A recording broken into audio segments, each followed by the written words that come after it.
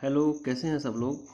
आज की जो मेरी वीडियो है वो काफ़ी दिन के गैप के बाद आ रही है और दीपावली के बाद आई है, तो आपकी दीपावली बढ़िया रही होगी। तो चलिए ज़्यादा बात ना करके आज की वीडियो स्टार्ट करते हैं और मैं आपका स्वागत करता हूं अवतार राणा हंस वाहिनी क्लासेज में। तो जो आज का हमारा टॉपिक है वो मूल अधिकार से संबंधित ही है। तो इससे पहले एक वीडियो मैंने बना दी है जो मूल अधिकार से संबंधित थी जिसमें हमने मूल अधिकारों का ओरिजिन के बारे में बताया था, तो वो आप देख लीजिएगा। फिलहाल बस इतना बता देता हूँ मैं कि जो हमारे जो मूल अधिकार है ना वो यूएसए के संविधान से प्रेरित हैं। अच्छा, एक चीज़ मैं आपको बता देता हूँ अभी कि अगर आपसे कभी पूछा जाए, या जानकारी के लिए बता देते हैं कि भारत में मूल अधिकार जो नागरिक हैं स्वेच्छा से त्याग नहीं सकते हैं, मतलब उनको अधिकार त्यागने का हक नहीं है, जबकि यूएसए के संविधान में मूल अधिकारों को त्यागा जा सकता है। मतलब हमारे संविधान में जो मूल अधिकार हैं आए वहीं से हैं, लेकिन कुछ मॉडिफाई होके आए हैं। मतलब यूएसए में आप अधिकार त्याग सकते हो अपने, ठीक है, उनको हक है, लेकिन भारत में ऐसा हक नहीं है। तो जो मूल अधिकार है जैसा आपको पता है कि वही विभाग 3 में है और उसमें 12 से लेके 35 तक अनुच्छेद का विवरण है। तो आज हम समानता के अधिकार तक की बात करेंगे, हालांकि पूरा नहीं बन पाया है वीडियो, तो फिर भी देखते हैं कहाँ तक पहुँच पाते हैं। तो सबसे पहले हम बात करते हैं अनुच्छेद 12 की। तो कभी आपसे पेपर में पूछा जाता है कि अनुच्छेद 12 में है क्या। तो अनुच्छेद 12 में भाग 3 के लिए, या हम कहें मौलिक अधिकारों के लिए, राज्य की परिभाषा को बताया गया है कि भाई राज्य है क्या मूल अधिकारों के लिए। तो मूल अधिकारों के लिए राज्य क्या है आपका, तो राज्य में 4 चीज़ों को शामिल किया जाता है। मतलब राज्य से मतलब स्टेट से ही नहीं है, यहाँ पर राज्य से मतलब उसका काफ़ी ब्रॉड कॉन्सेप्ट है। तो जैसे भारत की सरकार और संसद, ये भी कहें, ये भी राज्य कंसीडर किया जाएगा मूल अधिकारों के लिए। चलिए ठीक है। दूसरा है कि भाई आपका जो राज्य सरकार है या उसका विधानमंडल है वो भी राज्य है। तीसरी अगर हम बात करें तो सभी स्थानीय प्राधिकारी और अन्य प्राधिकारी, ये सब क्या हैं, आपके राज्य हैं। एक आधा बार सवाल पेपरों में आया है, जैसे एलआईसी क्या राज्य में कंसीडर किया जाएगा, तो एलआईसी राज्य में कंसीडर किया जाएगा। किसके लिए? मूल अधिकारों के लिए। ठीक है। अब अन्य स्थानीय प्राधिकारियों में क्या आएगा, तो जैसे हमने कहा पंचायतें हैं, नगर पालिका हैं और बहुत सारे आपके बोर्ड हैं। ठीक है, जैसे एफसीआई है, यूपीएससी है, हमारी यूनिवर्सिटीज़ हैं, ये सब अनुच्छेद 12 के तहत राज्य के अंतर्गत आएंगी मौलिक अधिकारों के लिए। अब इनका काम क्या होगा हम ये बाद में देख लेंगे। तो राज्य में मूल अधिकारों की ब्रॉड परिभाषा है अनुच्छेद 12 के तहत। चलिए अब दूसरी बात हम करते हैं कि जो आपका अनुच्छेद 13 है वो क्या है, वो क्या बताता है। तो अनुच्छेद 13 हमें बताता है कि भाई मूल अधिकारों की सुरक्षा कैसे की जाए। यह हम बात करें कि मूल अधिकारों का जो सुरक्षा कवच किसे बताया गया है, वो अनुच्छेद 13 को बताया गया है। और इसके तहत जो आपके मौलिक अधिकार के रक्षक हैं वो आपके कौन है, न्यायालय हैं। यह हम कहें कि न्यायालय को मूल अधिकारों का सजग प्रहरी बताया गया है। अगर आपके कोई मूल अधिकार छीनता है तो उनकी रक्षा कौन करेगा, न्यायालय करेगा। और कौन सा न्यायालय करेगा, वो आपका सुप्रीम कोर्ट भी करेगा और वो आपका हाई कोर्ट भी करेगा। मतलब आपका अनुच्छेद 32 के तहत सुप्रीम कोर्ट आपकी मौलिक अधिकार दिलाएगा और अनुच्छेद 226 के तहत सुप्रीम कोर्ट आपको क्या दिलाएगा, आपके मौलिक अधिकार दिलाएगा। और 5 तरह की रिट जारी कराई जाएंगी। तो 5 तरह की रिट हम इनको अलग से देख लेंगे, अभी केवल इतना ही देख लेते हैं। अच्छा, जैसे अगर हम बात करें कि जो मेरा पहला वीडियो है, या हम कहें कि जो प्रस्तावना वाला वीडियो है, तो संविधान की आत्मा प्रस्तावना को माना जाता है, लेकिन भीमराव अम्बेडकर जी ने अनुच्छेद 32 को, अनुच्छेद 32 क्या है, संवैधानिक उपचारों का अधिकार है, उसको संविधान की आत्मा कहा है। और अनुच्छेद 32 के तहत ही सर्वोच्च न्यायालय मौलिक अधिकारों की रक्षा करेगा, या उसके लिए रिट निकालेंगे 5 तरह की। देखिए, अच्छा जी, मैंने पहले ही बोल दिया आपसे कि भाई यूएसए में स्वेच्छा से कोई भी व्यक्ति मौलिक अधिकारों को त्याग कर सकता है, जबकि भारत में ऐसी कोई व्यवस्था नहीं है कि हम लोग अपने मूल अधिकारों को त्याग सकें। सही। चलिए 13 को थोड़ा सा और बढ़ा देते हैं। अब जिसको आच्छादन का सिद्धांत अनुच्छेद 13 के 1 में है, ज़्यादा डिटेल नहीं बता रहा हूँ, ठीक है। आच्छादन का सिद्धांत अनुच्छेद 13 के 1 में है और 13 के 2 में है संविधानेतर विधि। मतलब या हम कहें कि राज्य ऐसी कोई विधि नहीं बनाएगा, आपके 13 के 2 में है, कि जिससे मूल अधिकारों को क्या किया जाए, कम किया जाए या छीना जाए। तो ये आपके लिए इम्पोर्टेंट है। आच्छादन का सिद्धांत भी इम्पोर्टेंट है, कभी कभार आया है पेपर में। आच्छादन का सिद्धांत ये होता है कि भाई जब संविधान जब लागू नहीं हुआ था, लेकिन अब अगर संविधान लागू होता है तो उस दिन से ऐसे कानून सब बेकार माने जाएंगे जो मूल अधिकारों को क्या करते हैं, हनन करते हैं। मतलब जो संविधान लागू होने से पहले के सिद्धांत थे, मतलब कानून थे, वो सब संविधान लगने के बाद, संविधान लागू होने के बाद क्या बेकार हो जाएंगे, जो मूल अधिकारों का हनन करते हैं। और अनुच्छेद 13 के 2 में क्या कहता है कि ये कहता है कि राज्य कोई ऐसी विधि नहीं बनाएगा जो मूल अधिकारों को कम करे या छीने। और इसके ऊपर मैंने एक वीडियो बना रखी है भाई अनुच्छेद 368 के तहत, तो कि भाई विधि क्या है, विधि से क्या मतलब है। तो इसमें हमने केशवानंद भारती वाली एक वीडियो बना रखी है, आप ढूंढ लीजिएगा उसको, ठीक है। चलिए, तो हम कहें कि विधि कोई ऐसी विधि नहीं बनाएगा, लेकिन अनुच्छेद 368 के तहत संविधान संशोधन की प्रक्रिया के तहत मूल अधिकारों में कमी की जा सकती है। मूल अधिकारों में क्या की जा सकती है, कमी की जा सकती है। और इसका उदाहरण हम देखेंगे और कितनी कमी की जा सकती है ये आपको बताएगा केशवानंद भारती, केस बनाम केरल राज्य। तो इसकी पूरी वीडियो बनी है, वो आप देख लीजिएगा। और ये बता देते हैं कि भाई ये कब केस आया था, 1973 में। मतलब ये संविधान की मूल अवधारणा से संबंधित केस है कि भाई इतना संशोधन कर सकते हैं, इतना मैं बता दे रहा हूँ कि इतना संशोधन हम कर सकते हैं संविधान में, यहाँ मूल अधिकार में, कि उसका मूल ढांचा क्या हो, वो आहत ना हो। तो हमने ये 13 पढ़ लिया, 13 को 2 पढ़ लिया, ठीक है। चलिए अब आगे बढ़ जाते हैं और आगे क्या क्या है देखते हैं ज़रा। तो अगर हम बात करें, जब हमारा संविधान लागू हुआ था ना, जब हमारा संविधान लागू हुआ 26 जनवरी 1950 को, तो उस समय हमें 7 मौलिक अधिकार प्राप्त थे। कितने? 7। लेकिन वर्तमान में हमारे पास कितने मौलिक अधिकार हैं? वर्तमान में हमारे पास केवल 6 मौलिक अधिकार हैं। लेकिन 1950 को हमारे पास कितने थे? 7 मौलिक अधिकार थे। तो 7वां मौलिक अधिकार है वो कहाँ चला गया? अब जैसे हमने अभी पढ़ा था कि भाई हमारे मौलिक अधिकार कम किए जा सकते हैं संविधान संशोधन की प्रक्रिया के द्वारा। और ऐसा ही हुआ कि भाई क्या हुआ कि जब 44वां संविधान संशोधन 1978 में किया गया, तो एक संपत्ति का अधिकार था हमारा, जो कि अनुच्छेद 19 के 1 के 4 में और 31 अनुच्छेद में वर्णित था, मूल अधिकारों में ही। मतलब हमारा 44वें संविधान संशोधन से पहले जो संपत्ति का अधिकार था वो मूल अधिकार हुआ करता था एक, जो कि इस संविधान संशोधन के बाद मूल अधिकारों से हटा दिया गया और अनुच्छेद 300 क के तहत एक विधिक अधिकार या हम कहें कि कानूनी अधिकार बना दिया गया। ठीक, तो आज के डेट में संपत्ति का अधिकार आपका मूल अधिकार नहीं है, किसी का भी मूल अधिकार नहीं है।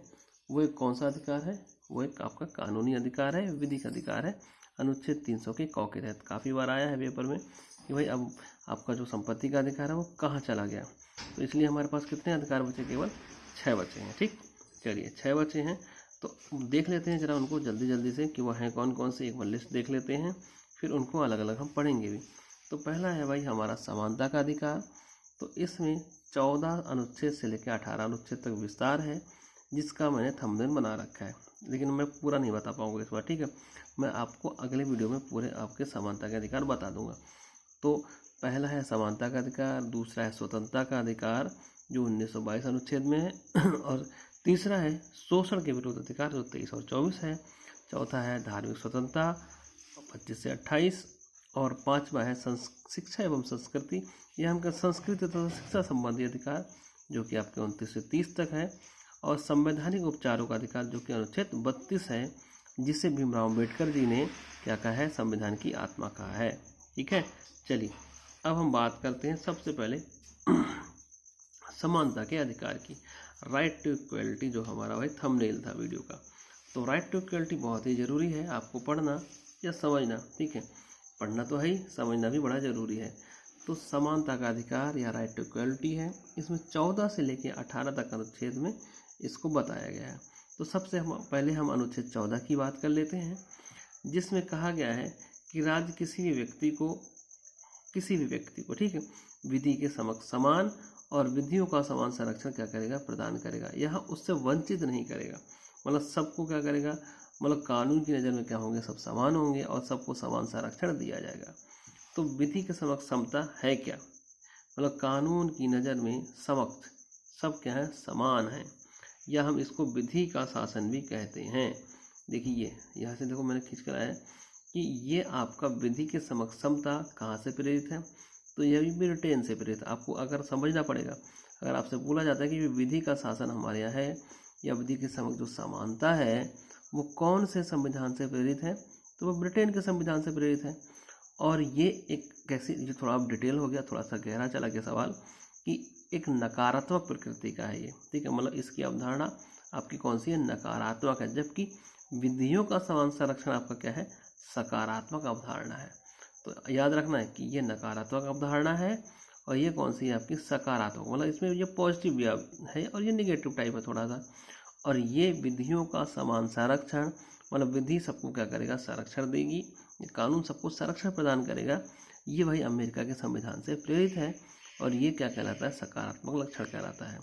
और हमारे संविधान में समानों में समानता की बात करी गई है। समानों में समानता कैसे है, आगे बढ़ते हैं और देखते हैं। तो हमारा ये हो गया, ठीक है। चलिए अब हमने कहा कि हम जैसे 14 पढ़ ही रहे थे, तो अब हम बात कर लेते हैं कि जैसे अनुच्छेद 14 क्या है, आपका समानता का अधिकार है। तो हम बात करते हैं अनुच्छेद 14 में ही आपको नैसर्गिक न्याय, नेचुरल जस्टिस की बात कही गई है, या अनुच्छेद 14 में नैसर्गिक न्याय का सिद्धांत शामिल है ऐसा माना जाता है। और अनुच्छेद 14 ही हमें वर्ग विभेद का निषेध करता है, लेकिन वर्गीकरण की क्या देता है, अनुमति देता है। अब ये क्या है भाई, अब ये ऐसा है कि अगर मैं एग्जांपल देता हूँ कि एक ही वर्ग के लोग, उनमें कोई फ़र्क नहीं आएगा, ठीक है। मतलब उनमें जैसे मैंने कहा कि भाई एसटी, जैसे सपोज मैं कह रहा हूँ एक बार आपको एसटी और एससी की बात हो रही है, या हम कहें जनरल की बात हो रही है, या हम कहें कि किसी भी हिंदू की बात हो रही है या मुसलमान की बात हो रही है, तो वह एक वर्ग हो जाएगा। तो उसमें कोई फ़र्क नहीं किया जाएगा कि हिंदू लॉ है तो हिंदुओं के लिए एक पूरा कानून है, या हम कहें एसटी है तो एसटी के लिए एक प्रॉपर पोस्ट है, तो वो उसी में फाइट करेंगे, तो उसमें कोई भी भेद नहीं किया जाएगा। लेकिन क्लासिफिकेशन किया जा सकता है। अब एसटी की महिलाएं हैं, ठीक है, तो भाई वो वर्गीकरण हो जाएगा, ठीक है। फिर एसटी का विकलांग है, तो ये सब राज्य क्या कर सकता है, वर्गीकरण कर सकता है अनुच्छेद 14 के तहत। और एक और बड़ा अच्छा सवाल है कि भाई क्या एक व्यक्ति को वर्ग माना जा सकता है, बहुत अच्छा सवाल है, ठीक है। क्या एक व्यक्ति को एक वर्ग माना जा सकता है, तो बिल्कुल माना जा सकता है अनुच्छेद 14 के तहत, कि एक व्यक्ति को एक वर्ग माना जा सकता है। और ये कब आया भाई, चिरंजीत लाल बनाम भारत संघ के द्वारा। तो अनुच्छेद 14 में एक व्यक्ति भी एक वर्ग कंसीडर किया जा सकता है, ठीक है। तो बस आपको अगर ज़्यादा समझ में नहीं आता है तो इतना समझ लीजिएगा कि विधि का शासन आपका ब्रिटेन से है और विधि का समान संरक्षण आपका कहाँ से है, भाई अमेरिका के संविधान से है। और समानता का अधिकार आपका पहला जो है अनुच्छेद 14 में है, ठीक। तो विधि का समता और विधि का समान संरक्षण, कम से कम इतना तो आप याद कर ही सकते हो। चलिए तो अब हम बात करते हैं अनुच्छेद 15 की। और अनुच्छेद 15 क्या है, उसका बढ़ा हुआ रूप है किसका, अनुच्छेद 14 का, ठीक। तो अनुच्छेद 14 का बढ़ा हुआ रूप आपका कौन सा है, अनुच्छेद 15 है। और ये केवल नागरिकों को प्राप्त है। मैंने आपको पिछली वीडियो में बता रखा है कि कुछ ऐसे मौलिक अधिकार हैं जो केवल किसको प्राप्त है भाई, नागरिकों को ही प्राप्त हैं। जैसे अनुच्छेद 15 हो गया, 16 हो गया, 19 हो गया, ये सब किसको प्राप्त है, ये सब केवल नागरिकों को प्राप्त हैं। बाकी सारे मौलिक अधिकार आपको अन्य लोगों को भी प्राप्त हैं, विदेशियों को भी प्राप्त हैं। चलिए तो 15 क्या कहता है कि ये सब नागरिकों को प्राप्त है। तो इसमें 1 2 3 4 5 6 करके हम देख लेते हैं। तो 15 का एक क्या कहता है कि केवल धर्म, मूल, वंश, जाति, लिंग और जन्म स्थान के अथवा इनमें से किसी भी आधार पर नागरिकों के मध्य विभेद नहीं किया जाएगा। ये राज्य के ऊपर बाध्यकारी है, ठीक है, कि राज्य केवल धर्म, मूल, वंश, जाति, लिंग, जन्म स्थान अथवा इनके किसी भी आधार पर नागरिकों के मध्य विभेद नहीं करेगा। मतलब इनके कि भाई तू अलग जाति का है, तू अलग जाति का है, इस आधार पर राज्य के विभेद को क्या करा जाएगा, राज्य के द्वारा विभेद को रोका जाएगा कि राज्य ऐसा नहीं करेगा, ठीक। चलिए लेकिन एक चीज़ है, राज्य विभेद कर सकता है भाषा और निवास के स्थान पर। मतलब राज्य भाषा के आधार पर फर्क कर सकता है। जैसे हमने कहा कि भाई स्टेट गवर्नमेंट की नौकरी है, जैसे आप लोग सब नौकरी के लिए पढ़ रहे हो, ठीक। अब जैसे आप नॉर्थ इंडियन हो, जाहिर सी बात है आप हिंदी की वीडियो देख रहे हो तो आप नॉर्थ इंडियन हो। तो अगर आप नॉर्थ इंडियन हो तो आप साउथ इंडियन की जॉब अप्लाई नहीं कर सकते, क्योंकि वहाँ पे लैंग्वेज बैरियर हो जाएगी। क्योंकि वहाँ अगर नौकरी करना है तो उनकी स्टेट गवर्नमेंट की अगर नौकरी करना है तो वहाँ की भाषा आपको जाननी जरूरी है, और इसके लिए राज्य फर्क पैदा कर सकता है। जैसे निवास स्थान भी कंपलसरी होता है, कई बार आप फॉर्म भरने जाते हो तो आपसे स्थायी निवास मांग लिया जाता है। जैसे वही उत्तराखंड में ऐसा है, मैंने कई बार देखा है लोअर फीसेस वगैरह में कि आपका एम्प्लॉयमेंट ऑफिस में क्या है, नाम दर्ज होना चाहिए, और वो स्थायी निवास के बिना हो नहीं पाता।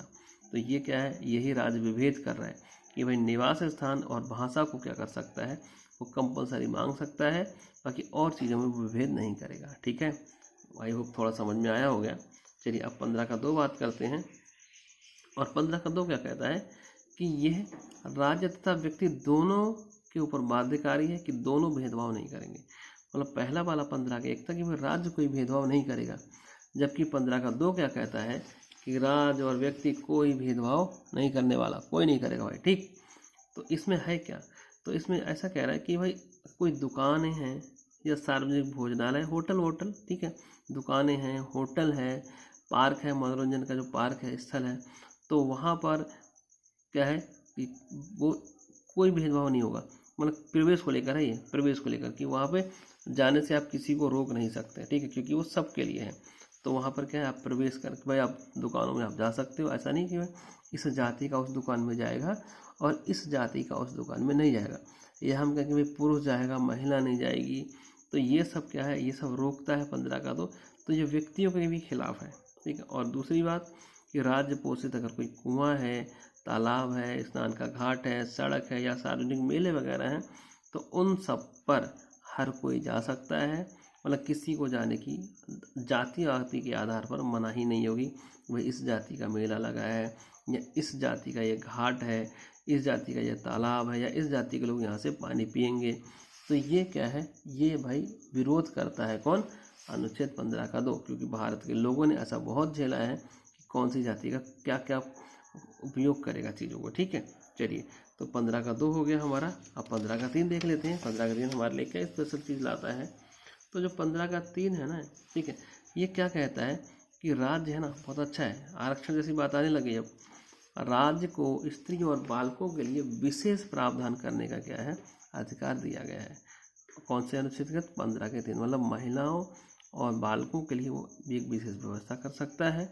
इसी के तहत महिला आयोग का गठन हुआ है। मतलब बाल सुधार तो अलग हो गया, जेल हो गया वो। ठीक है, मतलब आपका परिवार, बहुत सारी चीज़ें हैं। ठीक है, तो महिला आयोग हो गया। प्रसूति अवकाश है, महिलाओं को क्या दिया जाता है, प्रसूति अवकाश। मतलब अगर किसी के भाई प्रसूति सहायता दी जाती है, मतलब प्रसूति आवास। प्रसूति अवकाश से मतलब है कि भाई किसी की डिलीवरी हुई है तो उसको छुट्टी मिलती है। आजकल तो शायद 6 महीने की छुट्टी मिलती है, एक्जैक्टली मेरे को पता नहीं है, लेकिन ये अवकाश कौन देता है, ये राज्य देता है। ठीक, और सबसे इम्पोर्टेंट ये घरेलू हिंसा अधिनियम महिलाओं के खिलाफ है। जो मतलब महिलाओं के खिलाफ नहीं, मतलब महिलाओं के खिलाफ अगर कोई हिंसा की जाती है तो उसको संरक्षण देने के लिए महिला को घरेलू हिंसा संरक्षण अधिनियम 2005 को संवैधानिक घोषित किया गया है अनुच्छेद 15 के 3 के तहत। ठीक, मतलब अनुच्छेद के 15 के 3 के तहत आपका घरेलू हिंसा संरक्षण अधिनियम पास हो गया है। तो ये आपका 15 के 3 में है। ठीक है, चलिए अब 15 का 4 क्या कहता है कि भाई शिक्षण संस्थाओं में आरक्षण। अब हर कोई पता है कि भाई शिक्षण संस्थाओं में क्या है, आरक्षण मिलता है। पढ़ने में क्या मिलता है, आरक्षण। कि भाई जो कमज़ोर वर्ग का बच्चा है वो क्या है, मेरिट लिस्ट में नहीं आ पा रहा है, तो उसके लिए अलग से सीटें हैं ताकि क्या करें, वो अच्छे से पढ़ाई कर सके। और ये आपका 15 का 4 जो अनुच्छेद है, ये आपके पहले संविधान संशोधन 1951 के द्वारा अंततः स्थापित किया गया। मतलब इसको क्या करा गया, पहले संविधान संशोधन द्वारा स्थापित करा गया है 1951 में। और आरक्षण किसको मिलेगा, जो सामाजिक और शैक्षणिक रूप से क्या है, पिछड़े हैं, और SC ST, मतलब जो पिछड़े वर्ग हैं और SC ST वर्ग हैं, उनको क्या दिया जाएगा, शिक्षण संस्थाओं में आरक्षण दिया जाएगा 15 के 4 के तहत। सही है, 15 के 4। चलिए, और 15 का 5 क्या बोलता है भाई, 15 का 5 ये बोलता है कि भाई प्राइवेट शिक्षण संस्थानों में भी क्या दिया जाएगा, आरक्षण दिया जाएगा। ठीक, मतलब सरकारी स्कूल में ही नहीं, प्राइवेट स्कूलों में भी आरक्षण मिलना चाहिए। ये कहता है 93, मतलब ये जोड़ा गया है 93वें संविधान संशोधन द्वारा 2005 में। शिक्षण संस्थानों, कौन से शिक्षण संस्थानों, प्राइवेट स्कूलों में क्या मिलेगा, बच्चों को आरक्षण दिया जाएगा। और 15 का 6 क्या कहता है, ये जोड़ा गया है भाई 103वें संविधान संशोधन के द्वारा, और ये भी शैक्षणिक संस्थाओं में प्रवेश को लेकर है। और ये लेकिन थोड़ा अलग रूप है, ये आर्थिक रूप से पिछड़े वर्गों के लिए आरक्षण है।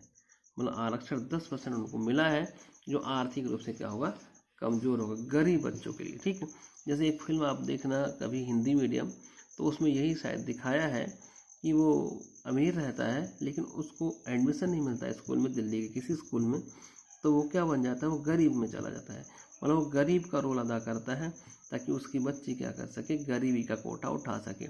और यही है भाई आपका 15 का 6 भाग अनुच्छेद ये वाला। ठीक है, और 103वें संविधान संशोधन द्वारा इसको ऐड किया गया है, उसको जोड़ा गया है, 10% आरक्षण दिया जाएगा कमज़ोर लोगों को शिक्षण संस्थानों में। तो जो हमारी अगली वीडियो होगी भाई वो समानता के अधिकार से ही संबंधित होगी, क्योंकि वीडियो फिर बहुत लंबी बन जाएगी। तो इतना ही रखता हूँ मैं। ठीक है, बहुत दिनों बाद बना रहा हूँ, थोड़ा कोऑपरेट करिएगा। ठीक है, कुछ भी थोड़ा सा लेंदी हो सके। ठीक है, चलिए, धन्यवाद।